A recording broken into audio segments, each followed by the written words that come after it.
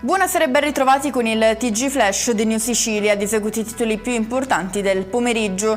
Brusca battuta d'arresto per l'emendamento che proroga le concessioni balneari nelle zone colpite dal maltempo. La bocciatura arriva dalla Commissione Bilancio del Senato dopo il parere contrario espresso nei giorni scorsi dal Ministero dell'Economia, che aveva giudicato la misura eccessivamente onerosa per le casse dello Stato. Al via il piano di interventi in vista della stagione estiva per la gestione della spiaggia di Mondello a Palermo, un programma da 300.000 euro approvato dalla Giunta Comunale e articolato su 3 punti principali: decoro, servizi e sicurezza. Il sindaco di Palermo, Roberto Lagalla, ha parlato di una sfida importante da affrontare con senso di responsabilità e visione. La Sicilia è seconda in Italia dopo la Campania per numero di ricorsi in primo grado durante il 2025, a sottolinearlo il presidente delle Corti di Giustizia tributaria della Regione, Antonio Novara, durante il via al nuovo anno giudiziario a Palermo.